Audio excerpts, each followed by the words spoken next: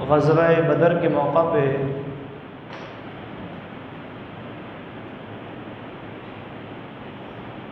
مسلمانوں کو اللہ تبارک و تعالی نے فتح عطا فرمائی،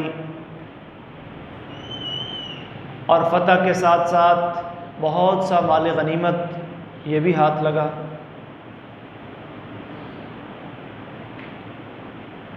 غنیمت کا مال ہم سے پہلی امتوں کے لیے، پہلی قوموں کے لیے حلال نہیں تھا، جائز نہیں تھا۔ پہلے انبیاء جب جہاد کرتے تھے تو جو بھی سامان جمع ہوتا اسے اکٹھا کر کے ایک جگہ رکھ دیا جاتا، اور آسمان سے آگ آتی اور وہ آگ اس سامان کو، اس غنیمت کو جلا کر راکھ کر دیتی۔ رسول اللہ صلی اللہ علیہ وسلم فرماتے ہیں وَأُحِلَّتْ لِيَ الْغَنَائِمُ، ہمارے لیے غنیمتیں حلال کر دی گئیں۔ وَلَمْ تَحِلَّ لِأَحَدٍ قَبْلَنَا، ہم سے پہلے یہ کسی کے لیے حلال نہیں تھی۔ جنگ بدر چونکہ اسلام اور کفر کی پہلی جنگ تھی، اور اللہ نے اس جنگ میں مسلمانوں کو فتح عطا فرمائی اور مال غنیمت ہاتھ آیا۔ غنیمت کے لیے قرآن مجید میں لفظ غنیمہ بھی استعمال ہوا ہے اور نفل بھی استعمال ہوا ہے۔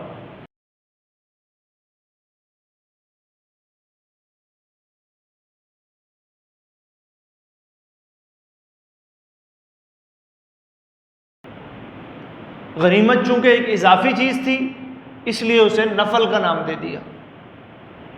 جس طرح نماز کے اندر اللہ تبارک و تعالیٰ نے مسلمانوں پر 5 نمازیں فرض کی ہیں، 5 صلوات کتبہن اللہ علی العباد، حدیث میں آتا ہے، عبادہ بن صامت رضی اللہ تعالیٰ عنہ کی حدیث ہے، بخاری اور مسلم میں، اللہ نے 5 نمازیں مسلمانوں پر فرض کی ہیں۔ اور اس کے علاوہ بھی کچھ نمازیں ہیں جو رسول اللہ صلی اللہ علیہ وسلم پڑھا کرتے تھے، تو چونکہ وہ فرائض سے زائد ہیں تو اس اعتبار سے ان کو نفل کہہ دیا جاتا ہے۔ جیسے قرآن میں اللہ فرماتے ہیں وَمِنَ اللَّيْلِ فَتَهَجَّدْ بِهِ نَافِلَةً لَكَ، رات کے وقت اے نبی آپ تہجد کی نماز پڑھیے، نافلۃ اللہ کا، یہ آپ کے لیے زائد ہے۔ تو اسی طرح غنیمت اصل مقصود نہیں، اصل مقصود تو اعلاء کلمت اللہ تھا، کفر کا زور توڑنا تھا۔ چونکہ غنیمت اللہ تبارک و تعالیٰ نے ایک نعمت کے طور پر دی، اس لیے اس کو نفل کہہ دیا گیا۔ انفال اسی کی جمع آتی ہے۔ قرآن کریم میں اللہ تبارک و تعالیٰ نے ایک سورہ نازل فرمائی، اس کا نام ہے سورۃ الانفال۔ اس میں غزوہ بدر کا نقشہ بھی اللہ نے کھینچا ہے، اور اللہ نے اپنی نصرت اور مدد کا تذکرہ بھی فرمایا کہ کیسے میں نے مسلمانوں کی مدد کی، اور پھر اس میں غنیمتوں کے حوالے سے کچھ مسائل بھی اللہ تبارک و تعالیٰ نے سمجھایا ہے۔ اچھا، اب ہوا یوں کہ جب جنگ کا خاتمہ ہو رہا تھا تو کچھ مسلمان نبی علیہ الصلوۃ والسلام کے ارد گرد موجود تھے، آپ کی حفاظت کر رہے تھے، آپ کی طرف سے لڑ رہے تھے، دفاع کر رہے تھے، اور کچھ جو تھے وہ میدان جنگ سے بھاگتے ہوئے کفار کا پیچھا کرنے لگ گئے اور انہیں دور تک پہنچا کے آئے۔ اور ایک تیسرا گروہ وہ میدان جنگ میں جو اشیاء کافر چھوڑ کے بھاگ گئے تھے، جو گھوڑے، جو اونٹ، جو تلواریں، جو تیر، جو درم و دنار، جو سامان ان کا جگہ جگہ بکھرا پڑا تھا، ایک گروہ صحابہ کا وہ جمع کرنے لگ گئے۔ یوں 3 گروہ بن گئے۔ ایک جماعت اللہ کے نبی کے ساتھ کھڑی تھی آپ کی حفاظت کے لیے، آپ کی دفاع کے لیے، ایک کفار کا پیچھا کر رہی تھی، اور ایک جماعت جو تھی وہ میدان جنگ سے مال غنیمت جمع کر رہی تھی۔ اب جب جنگ ختم ہوئی، مسلمان صحابہ آپس میں اکٹھے ہوئے، تو زمانہ جاہلیت میں چونکہ یہ طریقہ تھا کہ میدان جنگ میں جس کے ہاتھ جو آ جاتا وہ اسی کا سمجھا جاتا، تو جنہوں نے مال سمیٹا تھا وہ کہنے لگے جی یہ مال تو ہمارا ہے، ہم نے اکٹھا کیا ہے۔ جو کفار کے پیچھے گئے تھے وہ کہنے لگے نہیں اس میں ہمارا بھی حصہ ہے، ہم تو ان کا پیچھا کر رہے تھے، ہم تو انہیں بھگا رہے تھے، انہیں قتل کر رہے تھے، اگر وہ میدان جنگ سے نہ بھاگتے تو تم سامان کیسے جمع کرتے؟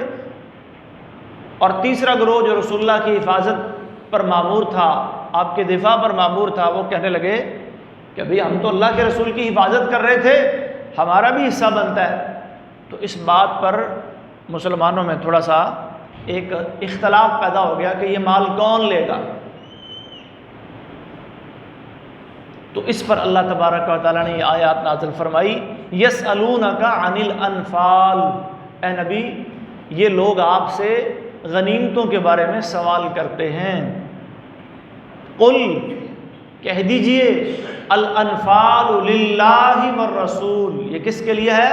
اللہ اور اس کے رسول کے لیے۔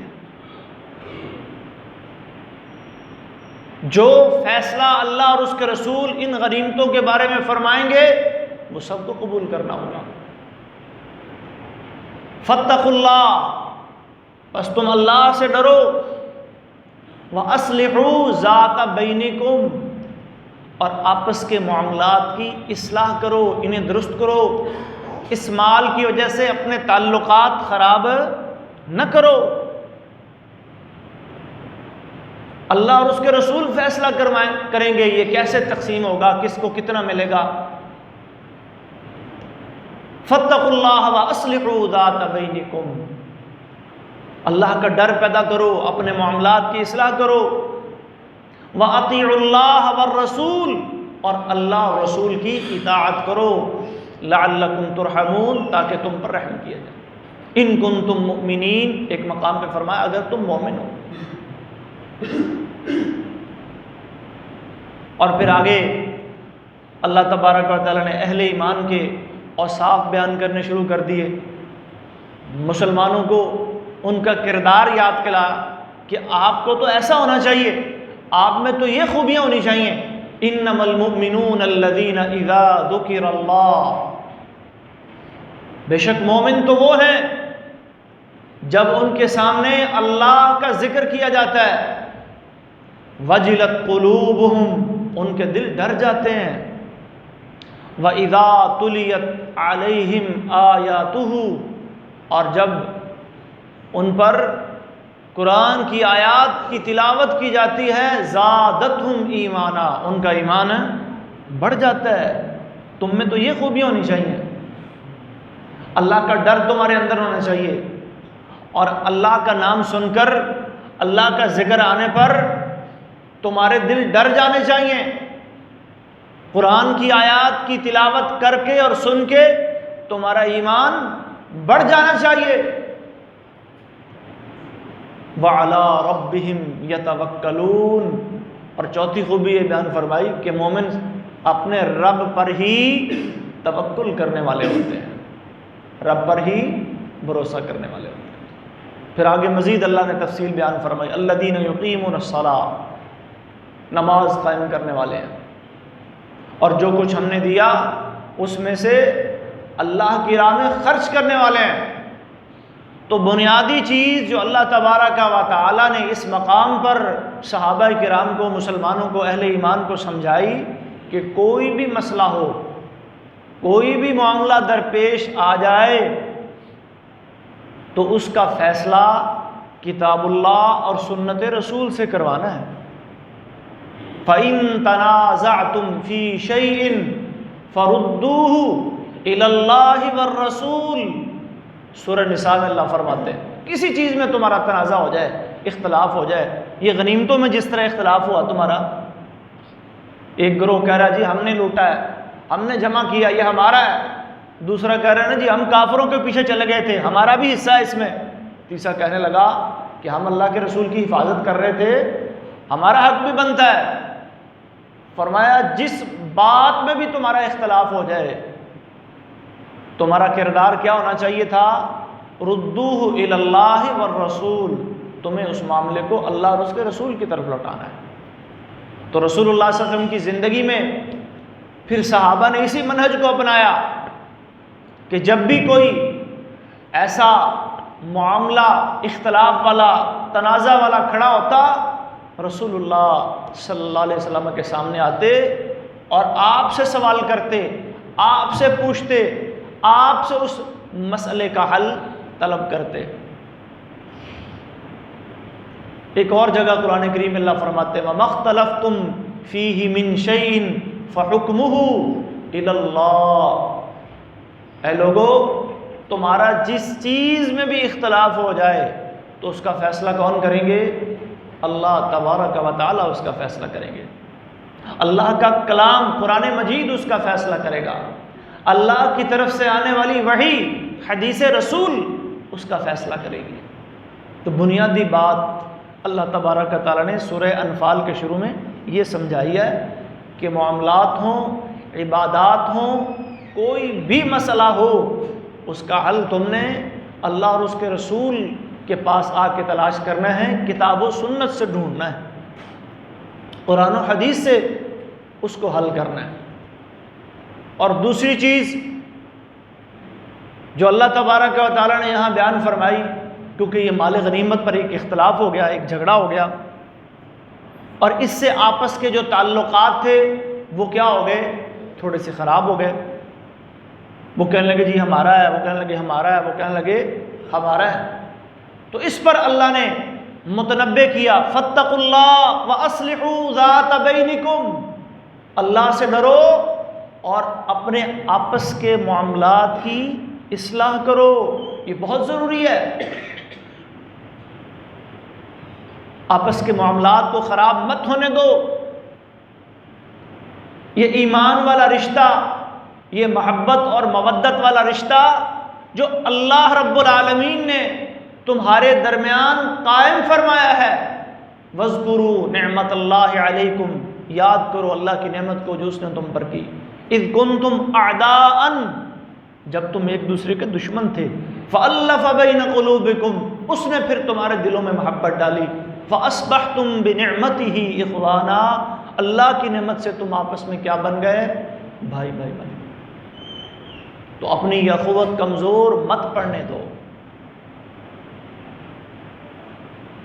کونوا عباد اللہ اخوانا، اللہ کے بندے بن جاؤ، آپس میں وہ اخوت والا رشتہ اس کو مضبوط کرو۔ اسے توڑنے کے لیے، اسے خراب کرنے کے لیے کسی کے اعلی کار مت بنو۔ اور اعلی کار انسان کس کا بنتا ہے؟ کون ہے جو مسلمانوں کی اس مودت کو، اس محبت کو اور اس ایمانی اخوت والے رشتے کو کمزور کرنا چاہتا ہے؟ شیطان۔ شیطان سب سے بڑا کام تو یہ کرتا ہے کہ وہ بندے سے شرک کرواتا ہے۔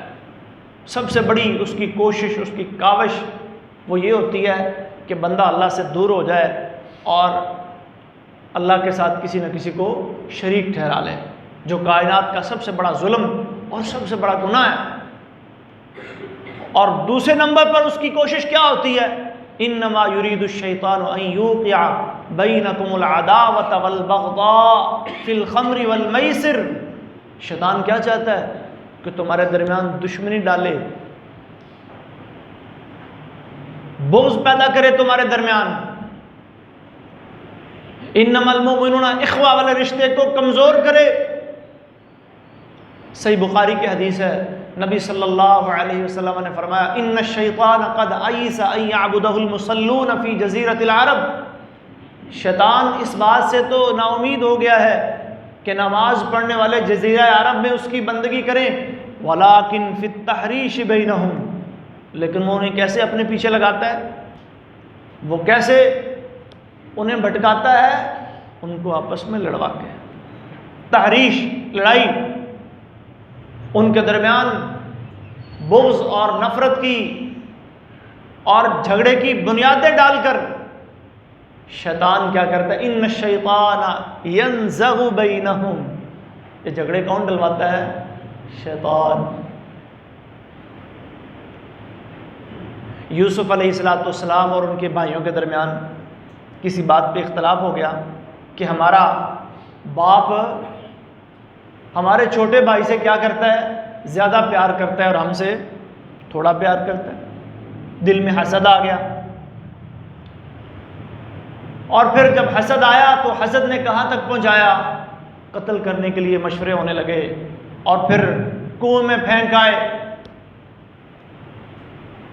برسا برس گزر گئے، پھر اللہ نے یوسف کو عزت دی، مقام دیا، وہ مصر کے عزیز، مصر کے سردار، مصر کے امیر کے مقام پر پہنچ گئے۔ بھائی پھر جاتے ہیں، یوسف پہچان جاتے ہیں، بھائی نہیں پہچانتے۔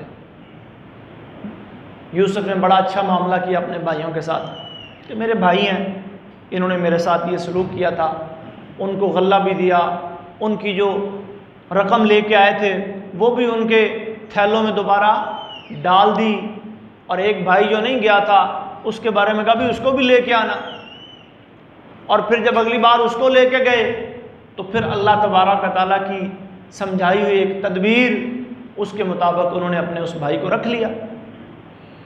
پھر جب تیسری بار گئے تو پھر یوسف علیہ السلام نے اپنا راز کھولا۔ پوچھتے ہیں اِنَّکَ لَأَنْتَ یوسف، کیا تو ہی یوسف ہے؟ قَالَ أَنَا یوسف وَهَذَا أَخِی، جی ہاں میں یوسف ہوں اور یہ میرا بھائی ہے۔ قَدْ مَنَّ اللَّهُ عَلَيْنَا، اللہ نے ہم پہ بڑا احسان کیا ہے۔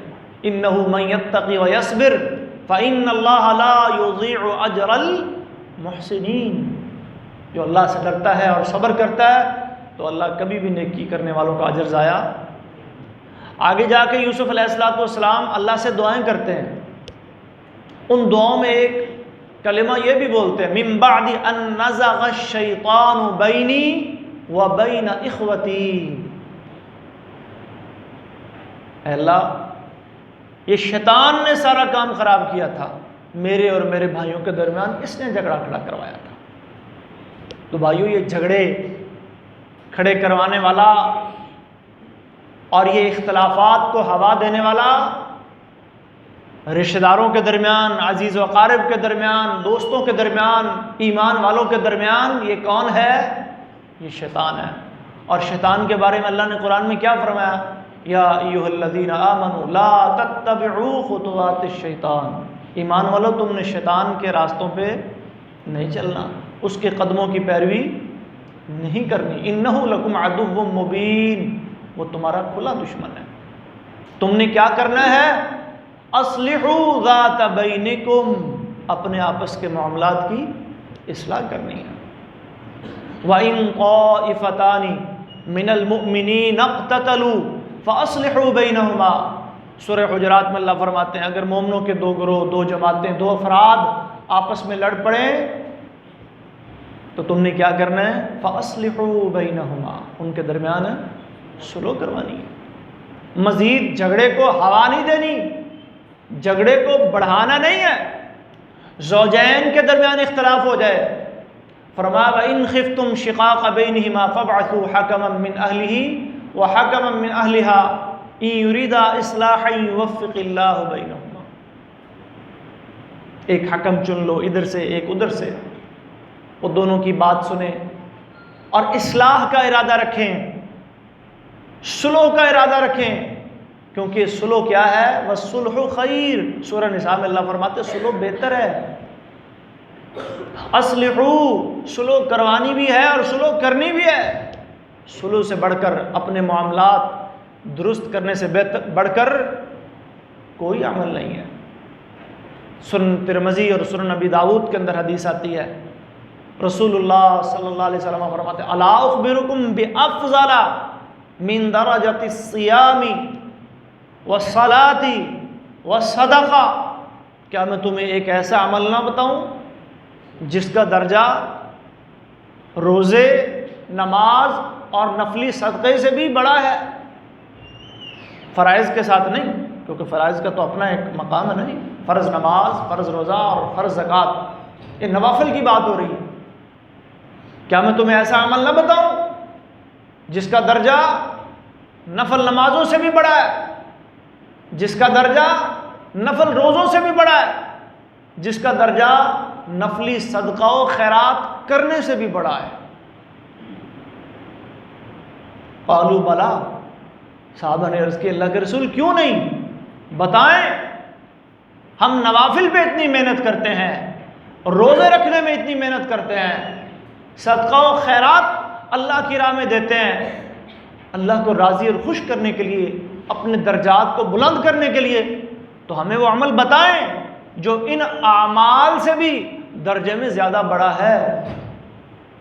رسول اللہ صلی اللہ علیہ وسلم نے فرمایا اصلاح ذات البین، آپس کے معاملات کو درست کرنا، سلو کرنا، تعلقات کے اندر اگر کوئی خرابی آ گئی ہے، کوئی اختلاف پیدا ہو گیا ہے، اس کو کتاب و سنت کے اصولوں کی روشنی میں، شریعت کے اصولوں کی روشنی میں حل کرنا، اور عفو و درگزر والا معاملہ کرنا، اور اللہ سے اجر کی امید رکھنا، یہ وہ عمل ہے جس کے بارے میں نبی علیہ الصلوۃ والسلام فرما رہے ہیں کہ یہ نفلی روزوں سے، یہ نفلی صدقہ و خیرات سے، اور یہ نفلی نمازوں سے بھی درجے میں کیا ہے، بڑا ہے۔ بلکہ ایک حدیث میں آتا افضل الصدقہ، افضل ترین صدقہ ہے یہ، افضل ترین صدقہ۔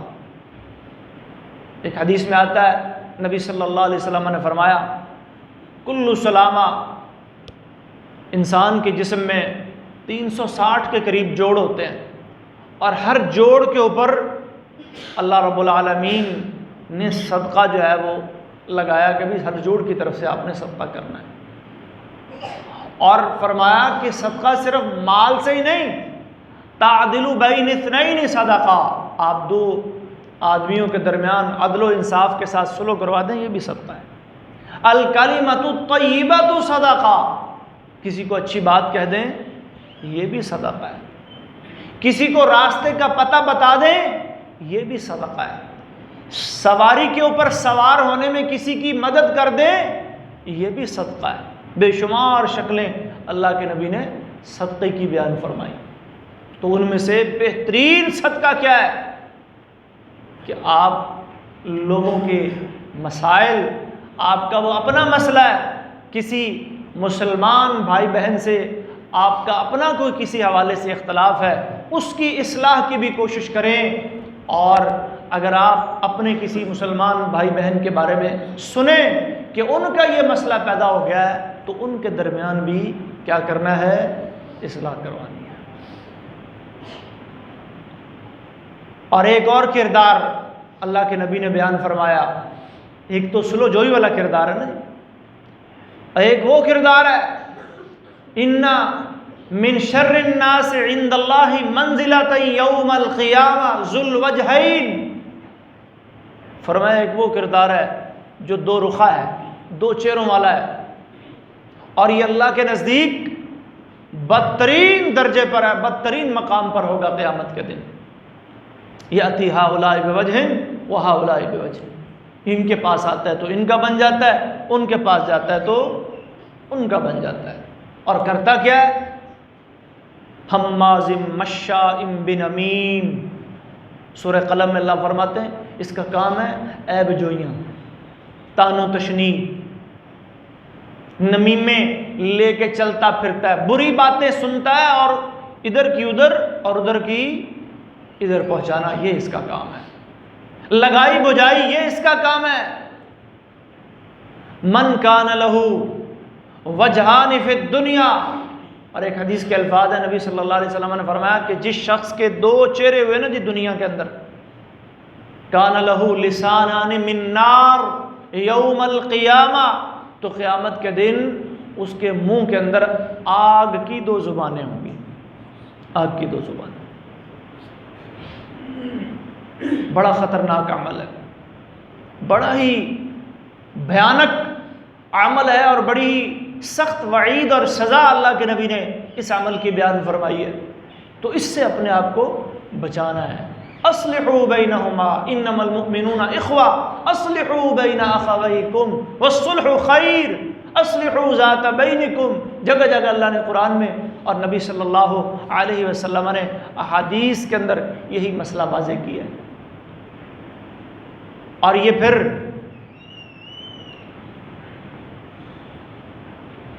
ہمارے ایمان کے لیے، ہمارے اعمال کے لیے زہر قاتل ہے۔ رسول اللہ صلی اللہ علیہ وسلم فرماتے ہیں دب الیکم داء الامم قبلکم، لوگوں آہستہ آہستہ تمہارے اندر بھی وہ بیماریاں آ جائیں گی جو پہلے لوگوں میں تھیں۔ وہ پہلے لوگوں کی بیماریاں کیا ہیں؟ الحسد والبغضاء، یہ حسد، یہ بغض، یہ چھپی دشمنیاں، یہ آپس کے تعلقات کی خرابی۔ والبغضاء ہی الحالقہ، اور فرمایا یہ معاملہ اتنا خطرناک ہے کہ یہ موڑ کے رکھ دینے والا معاملہ ہے، یہ صفائی کر دیتا ہے۔ اما اقول انہا تحلق الشعر، فرمایا میں یہ نہیں کہہ رہا کہ یہ گناہ انسان کے بال موڑ دیتا ہے، انہا تحلق الدین، یہ انسان کے دین و ایمان کا ستیہ ناش کر دیتا ہے۔ یہ دین کے لیے بڑی خطرناک چیز ہے، یہ ایمان کے لیے، یہ اعمال کے لیے بڑی خطرناک چیز ہے۔ وَفَسَادُ ذَاتِ الْبَيْنِ هِيَ الْحَالِقَةُ، یہ آپس کا فساد یہ صفایا کر دیتا ہے، موڑ کے رکھ دیتا ہے، نیکیوں کو کھا جاتا ہے، اعمال کو برباد کر دیتا ہے۔ یہ صرف ایک معاملہ نہیں ہے، یہ ہمارے دین سے جڑی ہوئی ایک بات ہے۔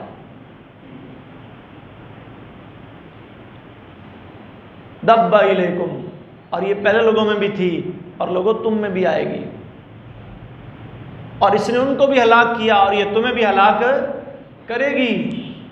صحیح بخاری میں حدیث آتی ہے، نبی صلی اللہ علیہ وسلم نے فرمایا کیف انتم، لوگوں تمہارا اس وقت کیا حال ہوگا جب روم، ایران اور یہ فارس اور یہ مصر یہ علاقے فتح ہو جائیں گے اور مال کی بہتات ہو جائے گی، کثرت ہو جائے گی، تو اس وقت تم کیسے ہوگے؟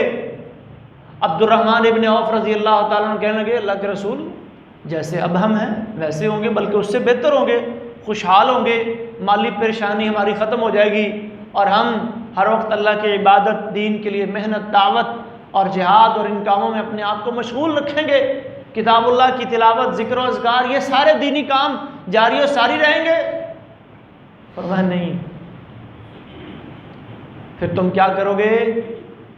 تتباغضون ثم تتحاسدون ثم تتدابرون فتنطلقون الى مساکن المہاجرین، تم دلوں میں چھپی دشمنیاں پال لو گے۔ یہ دنیا کی دوڑ میں آگے سے آگے بڑھنے کا یہ جو حرص ہے یہ تمہارے دلوں میں حسد پیدا کر دے گا، چھپی دشمنیاں آ جائیں گی، ایک دوسرے کی پیٹھ پہ برائیاں کرنے لگو گے، قطع تعلقیوں تک نوبت آ جائے گی، اور پھر تم اٹھو گے اور ان مساکین مہاجرین کے گھروں میں جاؤ گے، فتضربون اعناقہم، اور ان سے لڑو گے۔ تو یہ بڑی خطرناک چیز ہے محترم بھائیو، یہ ہمارے دین کے لیے، ہمارے ایمان کے لیے، ہمارے اعمال صالحہ کے لیے بڑی ہی خطرناک چیز ہے۔ اور اس کا حل کیا ہے پھر؟ دین کیا کہتا ہے، اللہ اور اس کے رسول کیا کہتے ہیں کہ آؤ اصلحوا ذات بینکم، اپنے معاملات سنوارنے کی کوشش کرو۔ سنوارنے میں خیر ہے، بھلائی ہے، بہتری ہے، گھروں کے معاملات، برادریوں کے معاملات، دوست احباب کے معاملات، اداروں، مساجدوں، مدارس سے جڑے ہوئے معاملات، سب معاملات کو کتاب و سنت کی روشنی میں احسن طریقے سے سلجھاؤ، سدھارو، اور دلوں سے یہ کینے، یہ نفرتیں اور یہ بغض ان کا خاتمہ کرو۔ لا یجتمع فی جوف عبد الایمان والحسد، یہ حسد کے ہوتے ہوئے نا ایمان تمہارے دلوں میں نہیں آ سکتا۔ جس طرح فرمایا نا لا یجتمع فی جوف عبد غبار فی سبیل اللہ وفیح جہنم، اللہ کے راستے میں پڑنے والا غبار اور جہنم کی آگ، جس طرح یہ ایک انسان کے اندر جمع نہیں ہو سکتے، اسی طرح فرمایا کہ ایمان اور حسد بھی جمع نہیں ہو سکتے۔ رسول اللہ صلی اللہ علیہ وسلم کا طریقہ کیا تھا؟ آپ کیا کرتے تھے اس طرح کے معاملات کے اندر؟ صحیح بخاری میں حدیث آتی ہے، پتہ چلا کہ قبیلہ بنی عمر بن عوف، یہ قباء بستی کے اندر آباد ایک قبیلہ تھا جہاں مسجد قباء بنی، پتہ چلا ان کی آپس میں کوئی جھگڑا ہوا ہے، لڑائی ہوئی ہے، تنازع کھڑا ہوا ہے۔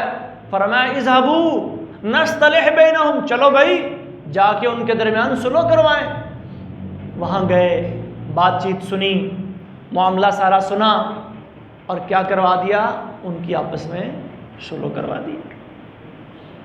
گھر میں بیٹھے تھے، بخاری شریف کے اندر حدیث آتی ہے، مسجد سے شور کی آوازیں آنے لگیں، سر باہر نکال کے پردے کے پیچھے سے دیکھا تو کعب بن مالک اور ابن ابی حضرت جھگڑتے ہوئے نظر آئے۔ کیا معاملہ ہے؟ کعب کہنے لگے اللہ کے رسول اس نے میرا قرض دینا، قرض نہیں دیتا، بڑا لمبا عرصہ ہو گیا ہے، ٹال مٹول سے کام لے رہا ہے۔ تو رسول اللہ صلی اللہ علیہ وسلم نے اشارے سے فرمایا کہ اے کعب تو بھی کوئی معاملہ نرم کر، آدھا قرضہ اس کا کیا کر دے، چھوڑ دے۔ اور پھر کعب نے کہا قد فعلت یا رسول اللہ، کہ رسول میں نے آپ کے کہنے پہ یہ کام کر دیا۔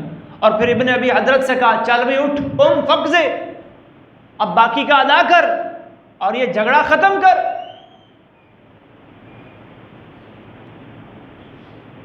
ایک دفعہ صحیح بخاری میں حدیث آتی ہے، نبی صلی اللہ علیہ وسلم کی بیٹی آپ کی لخت جگر سیدہ فاطمہ رضی اللہ تعالیٰ عنہ ان کے گھر جاتے ہیں، دوپہر کا وقت ہے، اور گھر گئے اور پوچھا اینا ابن عمک، ہاں بھی تیرا وہ چچا زاد علی کہاں ہے؟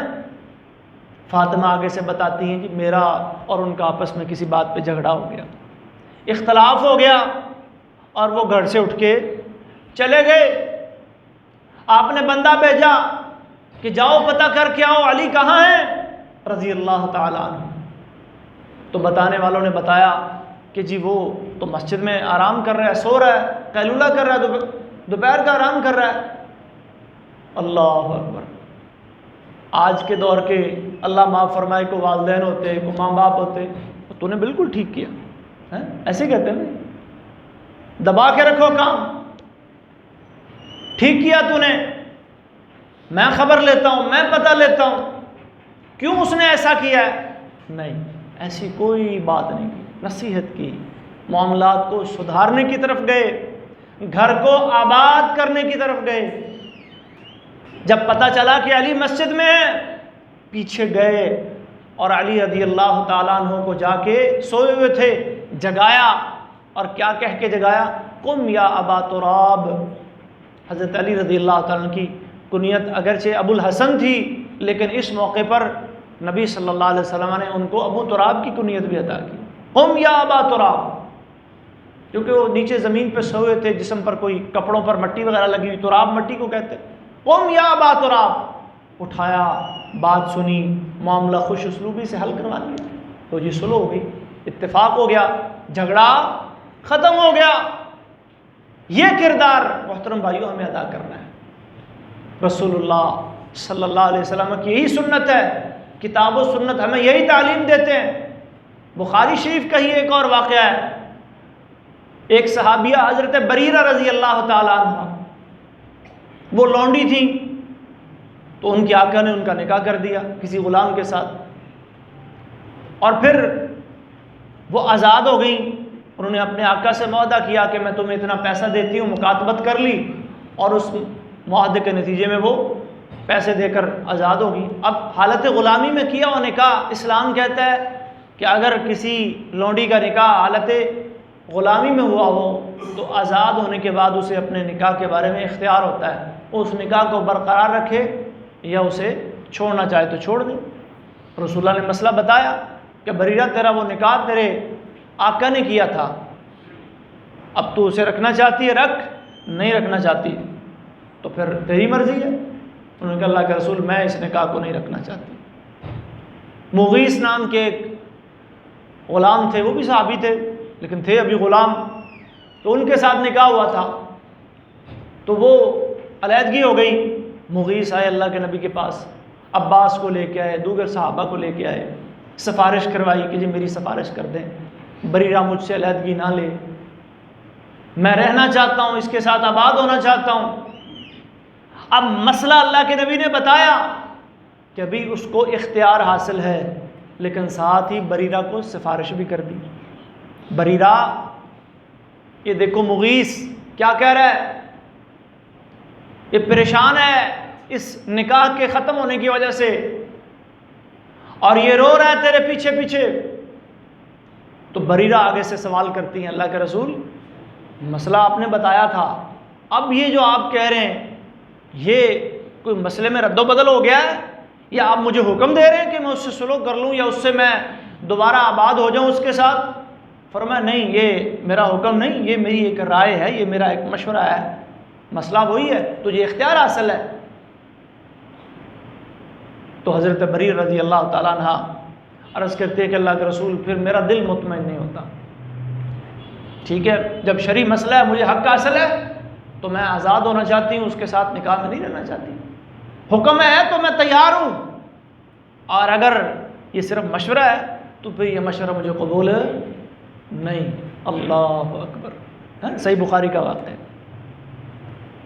تو محترم بھائیو، یہ کردار ہمیں اپنے اندر زندہ کرنا ہے، اور انشاءاللہ اس کردار کے زندہ کرنے سے ہمارے آپس کے تعلقات، گھروں کے معاملات، مسجدوں، مدارس کے، اداروں کے، اور پھر ہمارے جو بزنس ہیں، کاروبار ہیں، وہاں بہت سارے لوگ ہوتے ہیں ہمارے انڈر کام کر رہے ہوتے ہیں، ہمارے ساتھ کام کر رہے ہوتے ہیں، ہمارے ساتھ جڑے ہوئے ہوتے ہیں، چھوٹے چھوٹے معاملات پہ جھگڑا اور اختلاف پیدا ہوتا ہے، اور وہ سال ہا سال، برس ہا برس لٹکتا رہتا ہے، اور پھر ایک نقصان تو یہ ہوتا ہے کہ یہ بندے کے دین و ایمان کے لیے بربادی اور دین و ایمان کے لیے جو ہے وہ خرابی کا باعث بنتی چیزیں۔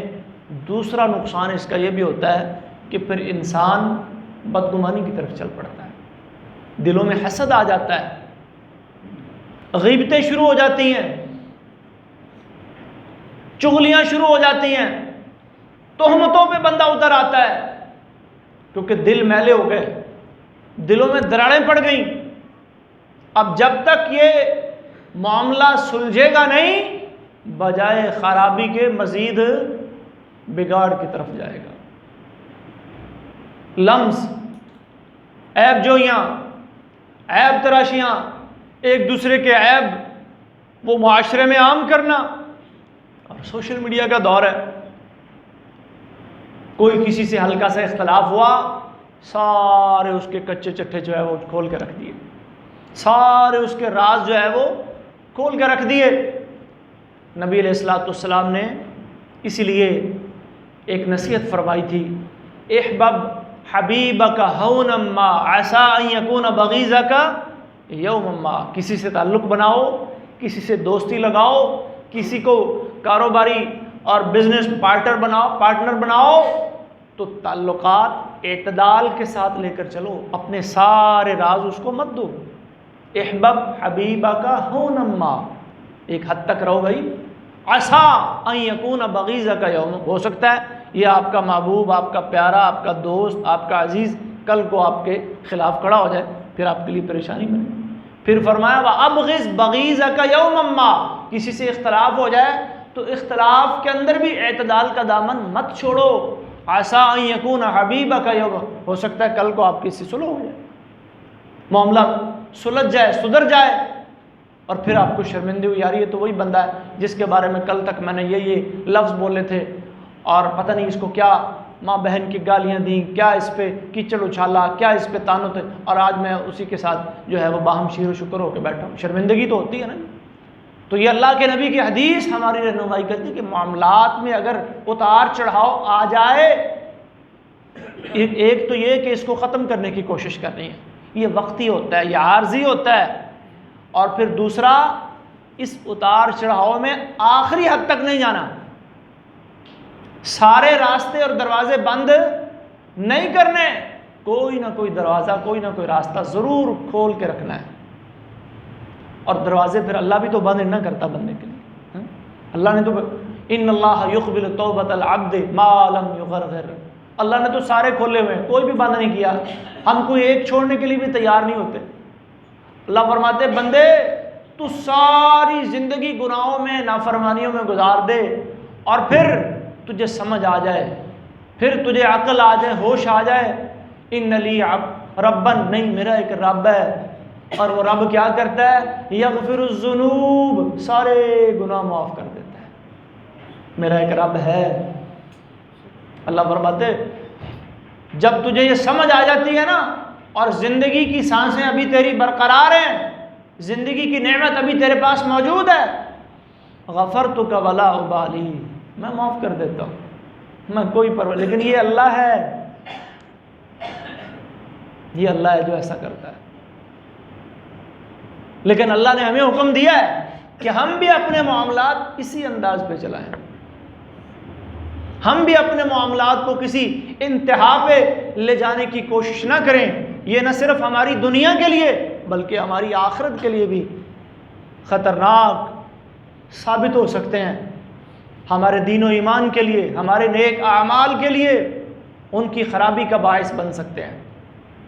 اور پھر کئی دفعہ ایسا ہوتا ہے بندہ کسی سے جھگڑا مول لے لیتا ہے، بندہ کسی سے لڑائی کر لیتا ہے، ہو سکتا ہے وہ بندہ اللہ کی نظر میں محبوب ہو، پیارا ہو، آپ سے کوئی غلط فہمی ہو گئی، آپ بات کو صحیح طرح ہینڈل نہیں کر سکے، سمجھ نہیں سکے، اس کا مقام اللہ کے ہاں پتہ نہیں کتنا ہے۔ صحیح بخاری کی حدیث ہے، حدیث قدسی ہے، نبی صلی اللہ علیہ وسلم اللہ سے روایت کرتے ہیں اور اللہ فرماتے ہیں من عاد لی ولیا، من عاد لی ولیا فقد آذنتہ بالحرب، جس نے میرے ولی، میرے دوست سے دشمنی کی، میرا اس سے کیا ہے؟ اعلان جنگ۔ جس سے اللہ اعلان جنگ کر دے پھر اس کے ساتھ کیا معاملہ ہوگا؟ اللہ ہمارے آپس کے تمام معاملات کی اصلاح فرمائے اور ہمارے اختلافات کو ختم کرے۔ اور اللہ نے یہ وعدہ کیا قرآن میں وَنَزَعْنَا مَا فِي صُدُورِهِم مِّن غِلٍّ إِخْوَانًا عَلَىٰ سُرُرٍ مُتَقَابِلِينَ، کہ اللہ جنتیوں کو جب جنت میں لے کے جائیں گے نا تو دلوں کے سارے کینے نفرتیں اللہ نکال دیں گے اور بھائی بھائی بنا کر تختوں پہ، عرشوں پہ بٹھا کے ایک دوسرے کے آمنے سامنے اللہ خوش و خرم بٹھا دیں گے۔ اللہ ہماری زندگی کے معاملات بھی ایسے کر دے۔ وآخر دعوانا ان الحمد للہ رب العالمین۔